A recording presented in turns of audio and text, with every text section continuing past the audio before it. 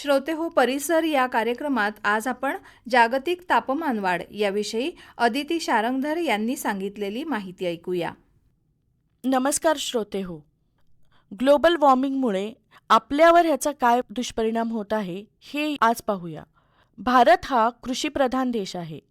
Global वॉर्मिंगमुळे पावसाचे चक्र बदलत आहे, शेतकऱ्यांचे नुकसान होत आहे, उष्णतेच्या लाटा वाढत आहेत, पिण्याच्या पाण्याचा प्रश्न गंभीर होत चालला आहे.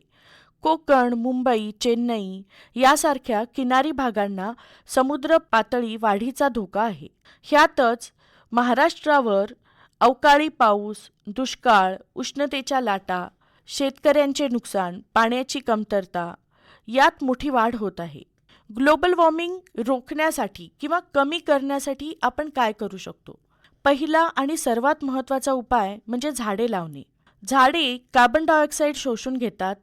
प्रत्येकाने आयुष्यात कमीत कमी एक झाड तरी लावलं पाहिजे. त्यानंतर सार्वजनिक वाहतुकीचा वापर केला पाहिजे. बस, रेल्वे, सायकल याचा वापर वाढवला पाहिजे. ऊर्जा बचत केली पाहिजे. अनावश्यक दिवे बंद ठेवणे, LED बल्ब वापरणे, सौर ऊर्जेचा वापर करणे किंवा पवन ऊर्जेचा वापर करणे.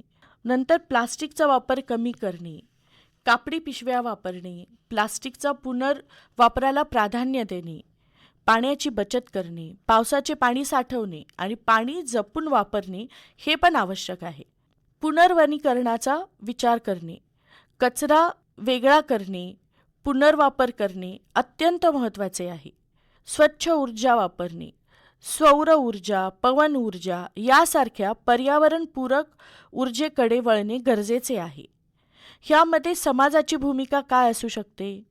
वृक्ष लागवड मोहीम, प्रदूषण नियंत्रण, हरित ऊर्जा प्रकल्प, प्लास्टिक बंदी, पर्यावरण शिक्षण यावर भर दिला पाहिजे.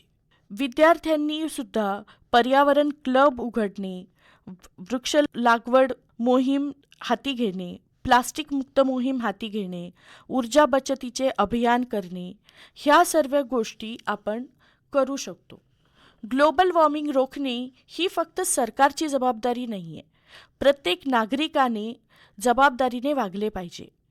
जर आपण आज उपाययोजना केल्या नाहीत तर पाणी टंचाई वाढेल, अन्न टंचाई निर्माण होईल, रोग वाढतील, समुद्रकिनारी शहरे धोक्यात येतील. वैज्ञानिकांच्या मते तापमान वाढ 1.5 अंश सेल्सिअसपेक्षा जास्त झाल्यास परिस्थिती अधिक गंभीर होऊ शकते. पृथ्वी आपली गरज भागवू शकते, पण लोभ नाही. आपण जर निसर्गाचे रक्षण केले तर निसर्ग आपले रक्षण करेल. श्रोत्यांनो, ग्लोबल वॉर्मिंग ही केवळ पर्यावरणाची समस्या नाही, तर मानवजातीच्या अस्तित्वाचा प्रश्न आहे. आपण प्रत्येकाने छोटे छोटे बदल केले तर मोठा फरक पडू शकतो. एक झाड लावा, पाणी वाचवा, ऊर्जा बचत करा, प्रदूषण कमी करा. आजची कृती उद्याचे भविष्य घडवते. धन्यवाद. जागतिक तापमानवाढ याविषयी अदिती शारंगधर यांनी सांगितलेली माहिती ऐकलीत.